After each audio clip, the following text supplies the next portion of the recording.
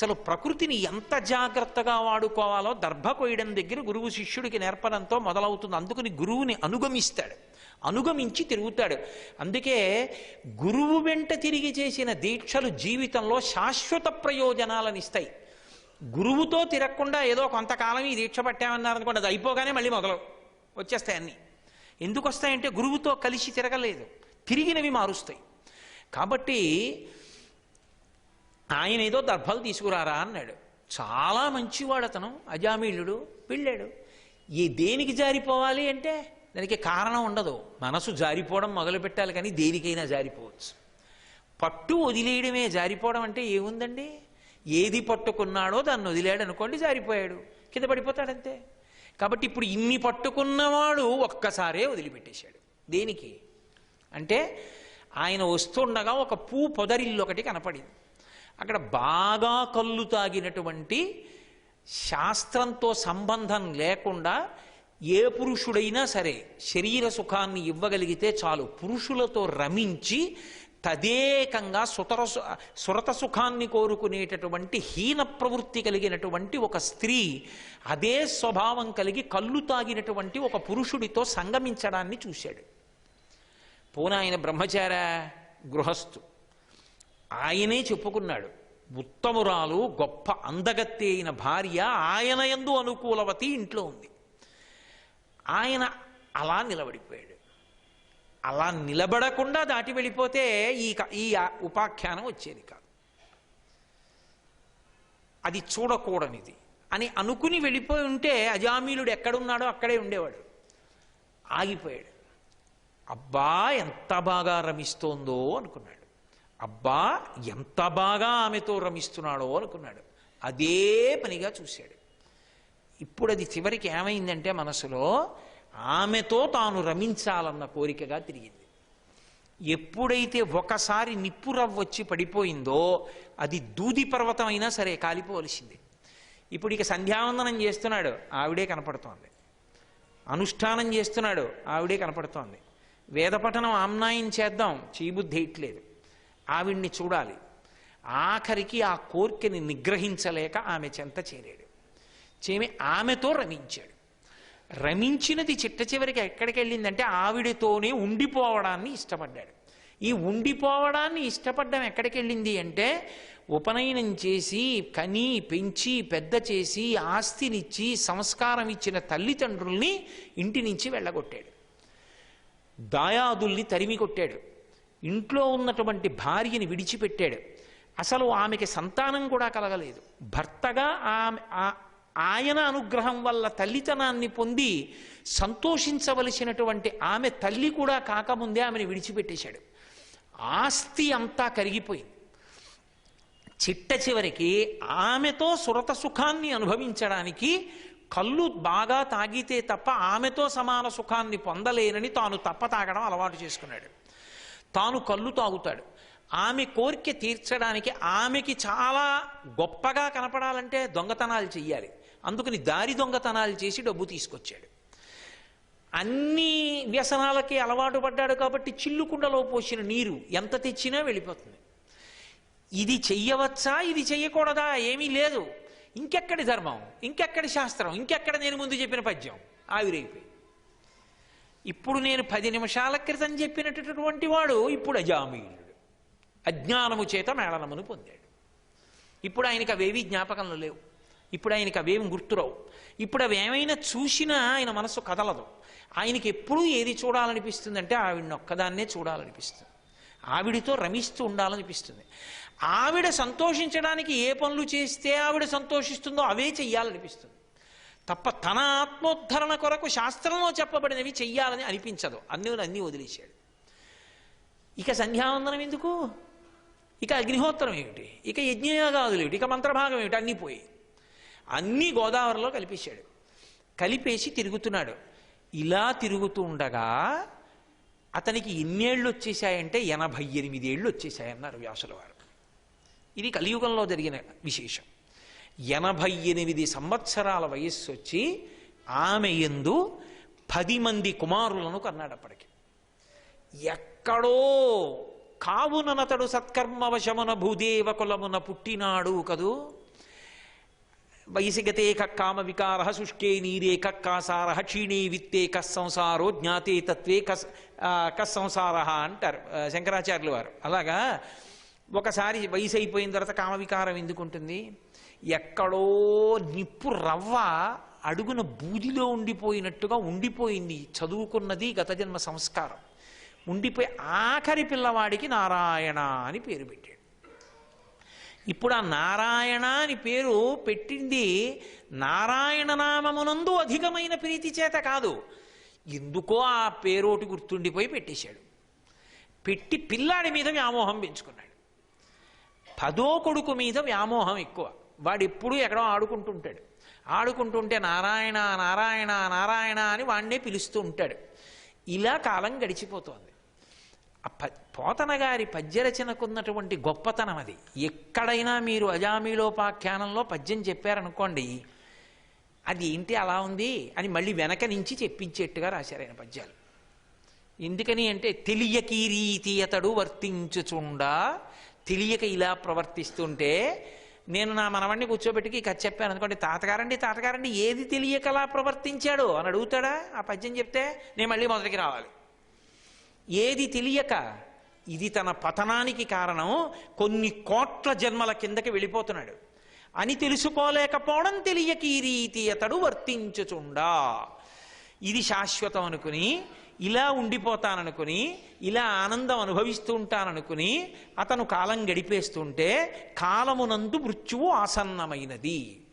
మృత్యు ఆసన్నమైనప్పుడు మృత్యువు యొక్క రాక గురించి పెద్దలు ఒక మాట చెప్తారు. అది దిగ్భ్రాంతిని కల్పిస్తుంది అని. భయోద్వేగములతో కూడినటువంటి వాడై కళ్ళ చూపు నిలబడిపోయి విపరీతమైన ఉద్వేగాన్ని పొందుతుంటాడు. ఎంతమంది చుట్టూ ఉండనివ్వండి, ఎవ్వరూ లేరని అదొక్కటే నిజమని భయానికి లోనవుతాడు. ఆ యమభటుల దర్శనం అలా ఉంటుందట. వాళ్ళు అంత భయంకరాకారాలతో ఒంటి మీద వెంట్రుకలు నిలువుగా నిలబడి పెద్ద పెద్ద దవడలతో బలిసినటువంటి శరీరాలతో చేతులతో పాశాలు పట్టుకుని అకస్మాత్తుగా కనపడి మీద కురుకుతూ కనపడతారు. కనపడినప్పుడు ఒక్కసారి ఉద్వేగాన్ని పొంది అలా ఉండిపోతాడు. చాలా సందర్భాల్లో మీరు గమనించి ఉంటారు, పెద్దలు మీకు తెలియకపోవడం ఉండదు. అందుకే మృత్యు ఆసన్నమైన వాళ్ళు పాము పాము పాము పాము నరుస్తుంటారు. ఒక్కొక్కసారి మనకెవ్వరికీ కనపడనివి వాళ్ళకి కనపడుతుంటాయి. అవన్నీ మృత్యుదేవతల యొక్క సంకేతాలు. ఆఖరి నిమిషంలో ఆ ఉద్వేగమునందే ఉన్నప్పుడు మనసు బ్రతికున్నంత కాలం దేన్ని పట్టుకుందో ఆఖరి ఊపిరిలో దాన్నే పట్టుకుని స్మరిస్తుంది. మీరు దీన్ని చాలా చాలా చాలా చాలా చాలా చాలా చాలా జాగ్రత్తగా ఒడిసి పట్టుకోవాలి. అందుకు పురాణ శ్రవణం. మనసు ఎప్పుడు భగవద్విషయమునందు రమిస్తోందనుకోండి, మనసు నిద్రావస్థలో స్వప్నావస్థలో ఉన్నప్పుడు దాన్ని చూపిస్తుంది.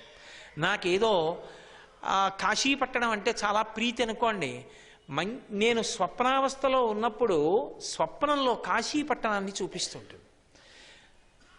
ఆఖరి ఊపిరిలో ఆఖరిసారి కదులుతుంది మనస్సు. మనస్సు యొక్క కదలికలు దేని మీద ఉంటాయంటే ఊపిరి మీద ఆధారపడతాయి. ఊపిరి తీస్తేనే మనసు కదులుతుంది, ఊపిరి తీయకపోతే మనసు కదలదు. అలాని ఊపిరి తీయకుండా ఉండడం ఎవరికీ సాధ్యం కాదు. ఆ ప్రయత్నం చేయకూడదు. కుంభకం అందరూ చేయలేరు, అగస్త్యుడు వంటి మహాపురుషులు చేశారంతే. కాబట్టి ప్రాణాయామం చేస్తారు. ప్రాణాయామం చేస్తే మనసు నిలబడుతుంది. అందుకే పూజ చేసే ముందు ప్రాణాయామం చేయడం ఎందుకంటే ఊపిరి యొక్క కదలికల చేత మనసుని నిలబడతారు.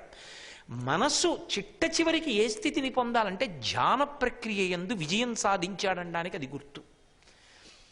యజమాని బయటికి వచ్చి నించున్నాడు అనుకోండి, కుక్క ఎక్కడున్నా సరే పరిగెత్తుకుంటూ వచ్చి నడుము ఊగిపోయేటట్టుగా తోకూపుతూ నించుంటుంది. యజమాని అలా నించున్నాడు అనుకోండి, ఎవరో గేటు మీద చెయ్యేస్తే భౌ అంటుంది. ఏయ్ అన్నాడు అనుకోండి, ఊరుకుంటుంది. లోపలికి వస్తున్నాయన్ని మనవాడే అలా మీద పడకూడదు అన్నారనుకోండి, ఆయన్ని చూసి కూడా తోకూపుతుంది. అది మనసు కుక్క కావాలి. అది పరిణతి అంటారు. పరిణతి అందుకే ఉత్తమముగా జీవిస్తున్నాడా, మధ్యమముగా జీవిస్తున్నాడా, అధమంగా జీవిస్తున్నాడా అన్నది పరిశీలనం చేత తెలుస్తుంది. అది ఒకడు చెప్పేది కాదు, ఎవడికి వాడికే తెలుస్తుంది. అధమాధమ జీవితం అని దేనికి గుర్తంటే తేలు ఉంటుంది. తేలు తాను పుట్టే ముందు తల్లిని చంపేస్తుంది. తల్లి పొట్ట బద్దలైపోతే తప్ప తేలుకు పిల్ల పుట్టదు. తన తల్లి చచ్చిపోయినా సరే తాను పుట్టడం ప్రధానంగా పుట్టినదేదో అది అధమాధమమైనటువంటి జన్మ. అది అలా బ్రతుకుతారు కొంతమంది. ఇతరులు ఏమైపోయినా, ఇతరులు ఎంత నాశనం అయిపోయినా పర్వాలేదు, తాము ఒక్కడూ సంతోషంగా ఉంటే చాలు. అది ఆ ప్రవృత్తి మారాలి. అది పరమ ప్రమాదకరం. ఇతరులకు కాదు, ఇతరులకి ఉంటుంది కొంత, ముందు తాను జారిపోతాడు, కొన్ని కోట్ల జన్మల కిందకి జారిపోతాడు. రెండవది మధ్యమ జీవితం. ఒక ఆవుని పెంచి గడ్డి వేస్తాడు, ఆవు గడ్డి తిని పాలిస్తుంది, తాను పాలు తీసుకుని తాను జీవిస్తాడు. ఆవు బతుకుతుంది, తను బతుకుతాడు. ఇది మధ్యమ జీవితం. ఉత్తమ జీవితం ఉంటుంది, తానేమైపోయినా పర్వాలేదు, ఇతరులు బాగుండాలి. గంధపు చెక్క, దీపం. గంధపు చెక్క చూడండి, తాను అరిగిపోతూ ఉంటుంది, అయినా సువాసనలతో చందనాన్ని ఇస్తుంది. దీపం తాను కాలిపోతూ ఉంటుంది, ఇతరులకు వెలుగునిస్తుంది. అలా నిలబడగలగడం ఉత్తమ జన్మ. సంస్కారమునందు సంస్కరించుట అన్న మాటకు అర్థం అదే. అందుకే సంస్కారములు అంటారు. అవి బాగు చేస్తాయి. పరిశీలనం చేత జాగ్రత్తగా తనని తాను ఒడ్డెక్కించుకునే ప్రయత్నం చేసుకోవాలి.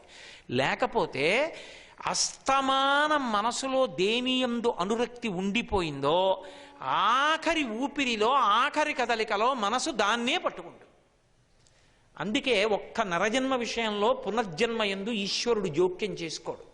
ఎవడికి వాడిదే తీర్పు. ఆఖరిసారి మనసు, అందుకే యముడు అంతర్యామిగా ఉంటాడు, అంతర్యామిగా ఉండి చూస్తాడు. ఆఖరి ఊపిరిలో నువ్వేది కోరావు, ఫలానాది కోరావా, దాని మీదేనా అనురక్తి పెంచుకున్నావు, అది శాస్త్రం అనుకోండి, అది ఈశ్వరుడు అనుకోండి, అది గురువుగారు అనుకోండి, అది అనుష్ఠానం మీద అనుకోండి, ఉత్తమ జన్మల్ని ఇస్తాడు. అది ఐశ్వర్యం మీద ఎవడి మీదో క్రోధం అనుకోండి, ఎందుకు ఇంకా? అది కుక్కకి ఉంది, పిల్లికి ఉంది, పందికి ఉంది, దానికి మనుష్య శరీరం ఎందుకు? తీసేస్తారు. అదే లలితా సహస్రంలో ధన్య అన్న నామానికి భాస్కరరాయల వారి వ్యాఖ్యానం. కాబట్టి మనుష్యుడు జీవించి ఉండగా సాధన యందు దేన్ని పట్టుకున్నాడన్నది చిట్ట చివరి తలంపు. అయిపోయింది కాలం, ఇక వాళ్ళు ప్రాణాలు ఉగ్గడించాలి. యమభటుల యొక్క దర్శనం ఎప్పుడైందో అప్పుడు జీవితం అయిపోతుందని మీరు అనుకోకండి. వాళ్ళు భయాన్ని కల్పిస్తారు. ముందు ప్రాణం తీసే ముందు కనపడతారు, 15-20 రోజుల ముందే ఓసారి కనపడడం మొదలు పెడతారు వాళ్ళు. దాన్ని ముందు ఎవరు గమనిస్తారంటే ఇంటి కుక్క గమనిస్తుంది అని. అందుకే కుక్కలు ఏడిచాయి అంటే వాటికి దర్శనం అయిందని గుర్తు. కాబట్టి ఆ దర్శనాన్ని పొందుతున్నాడు ఇప్పుడు. ఇలా అతను జీవితాన్ని గడిపేస్తున్నాడు. అయిపోతోంది. తాను ఏ తప్పులు చేశాడో స్ఫురణలో లేవు. తాను సంతోషంగా గడిపేశాను, ఇది ఒక్కటే అతనికి గుర్తులో ఉంది. ఇంకా ఆమెని చూసుకుని సంతోషమే. తనకు 80 అంటే ఆవిడికి, అయినా ఆమె శరీరమునందు ఆయనకి అంత అపేక్ష, ఆమెని చూడ్డంలో ఆయనకి అంత తృప్తి. తెలియకీరీతీయతడు వర్తించుచుండా, అది పోతనగారి పద్యానికి ఉన్నటువంటి భావగాంభీర్యం. ఇది తెలియక పిచ్చాడు, గడిపేశాడు. ఏది తెలియక? తర్వాత జన్మల్లో కోట్ల జన్మలు కిందకు పోతాడు. ఈ 80 ఏళ్లతో పోదు, కోట్ల సంవత్సరములు తిరియక్కుగా పడిపోవాలి. తెలియకీరీతీయతడు వర్తించుచుండ భయదమగు మృత్యు కాలంబు ప్రాప్తమైన భూరి వాత్సల్య వృత్తి తత్పుత్రు తలచి ఆత్మ ప్రలపించు నారాయణాయటంచు. అరిటిపండు ఒలిచిపెట్టినట్టుగా వేదాంతాన్ని చెప్పారు పోతన గారు.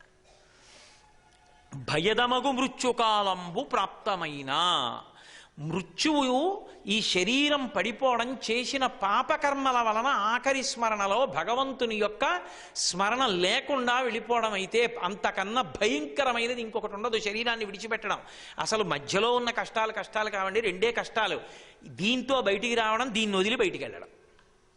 అమ్మ కడుపులో ఉన్నప్పుడు దీంట్లోకి వచ్చి ఉండడం, ఇది అమ్మ కడుపులోంచి బయటికి వచ్చే వరకు ఉన్నది గర్భస్థ నరకం. అసలు కష్టం అక్కడ ఉంటుంది. రెండో కష్టం దీన్ని వదిలిపెట్టి బయటికి వెళ్ళడంలో ఉంటుంది. ఈ రెండే పెద్ద కష్టాలు. మధ్యలో కష్టాలు ఏముంది? ఆ రెండు బాగా గుర్తుంటే అసలు ఈ కష్టాలే కావు, సుఖాలు. కాబట్టి అవి రెండు గుర్తుండకపోవడం వల్ల ఈ కష్టాలు అనిపిస్తున్నాయి. కాబట్టి భయదమగు మృత్యుకాలంబు ప్రాప్తమైన, ఆఖరి ఊపిరి దగ్గర ఆగుతుండాలి కదా. మరి యమభటులు కనబడ్డారు. ఆ భయంలో ఏం చేశాడంటే అప్పుడు ఊపిరి అని ఆగిపోతుంది. అది పోతన గారి హృదయం. వాళ్ళు అలా కనపడి మీదకు ఉరుకుతున్నట్లు కనపడుతుంటే ఒక్కసారి ఊపిరి ఆగిపోయి ఉద్వేగాన్ని పొందాడు. ఇప్పుడు శాంతంగా మనసు ఆలోచించి స్మరించి గుర్తులోకి తెచ్చుకున్నది కాదు, అది బ్రతికున్నంతకాలమే అవకాశం.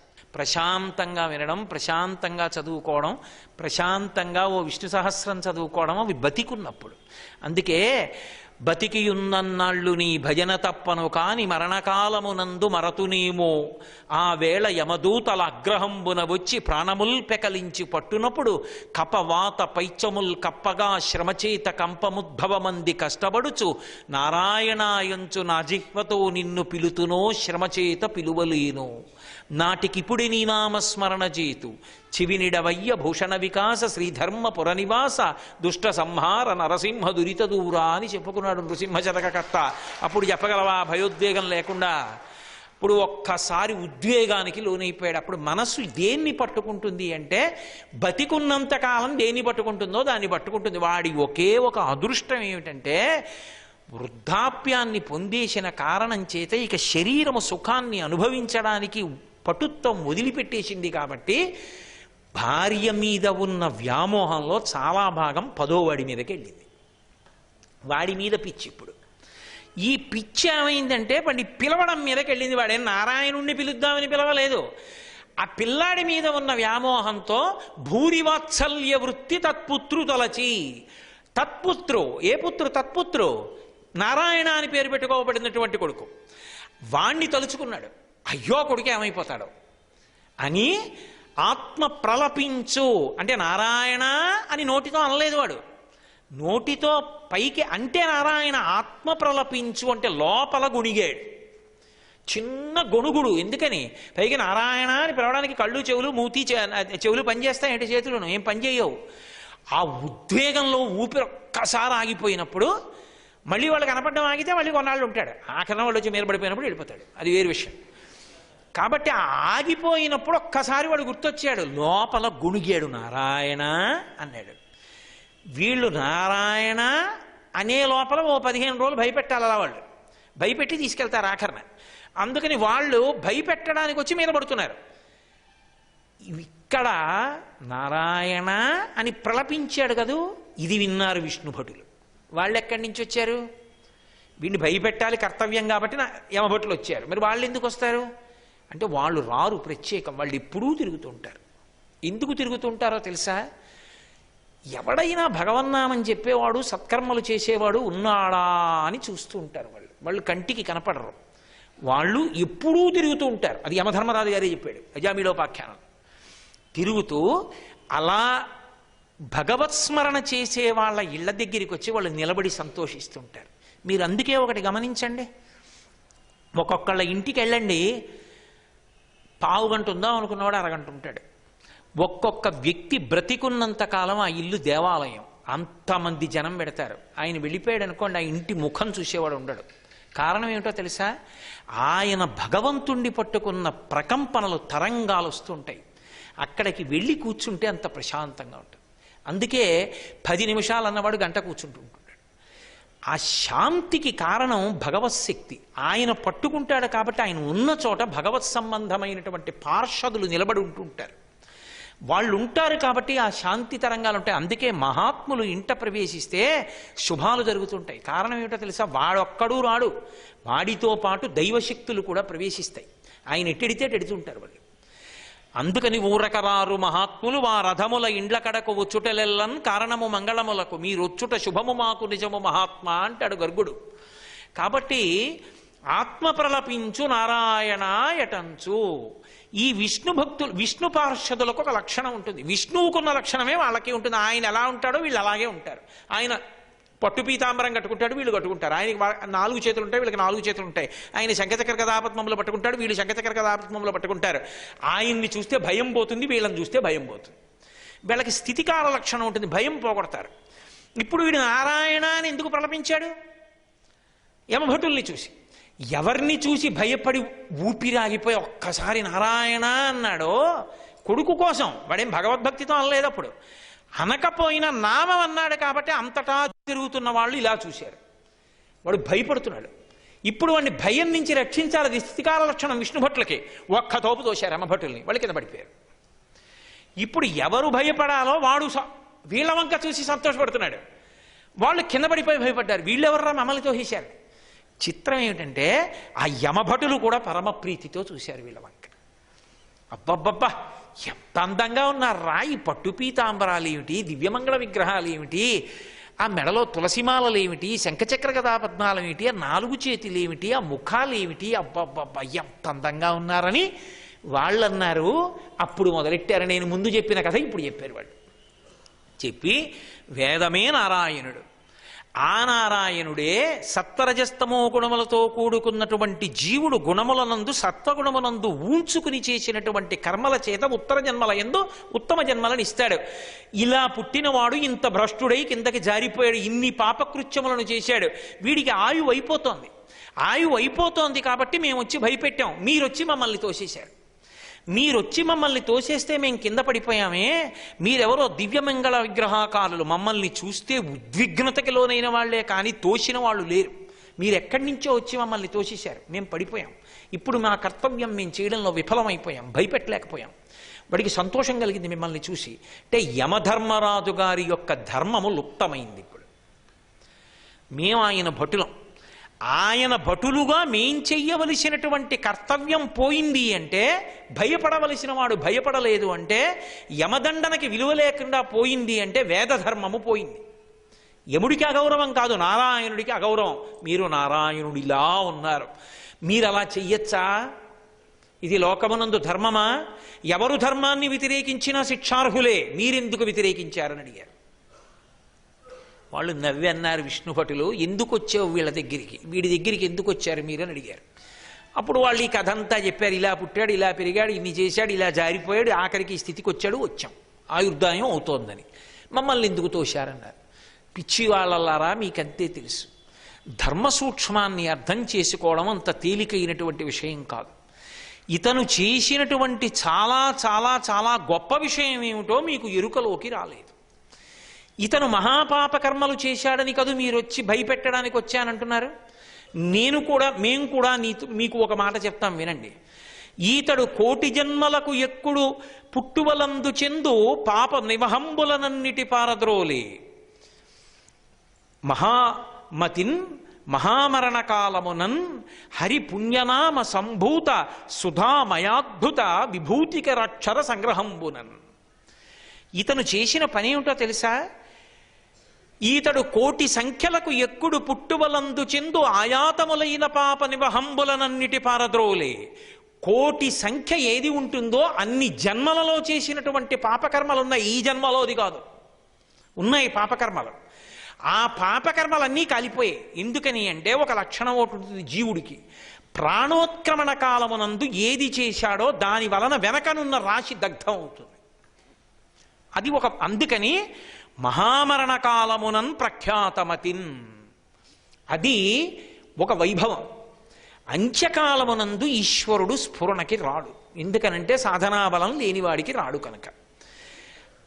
మహామరణ కాలమునన్ ప్రఖ్యాతమతిన్, ఏ మామూలు మాటలా? భగవన్నామం గుర్తొచ్చిందంటే ఇతనికి గుర్తొచ్చింది.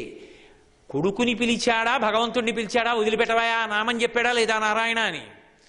ఎప్పుడైతే నారాయణ అని అన్నాడో అంత్యకాలమునందు ఆ మాట అంటే వెనక ఉన్న 1,000,000 జన్మల పాపాలు కాలిపోతున్నాయి.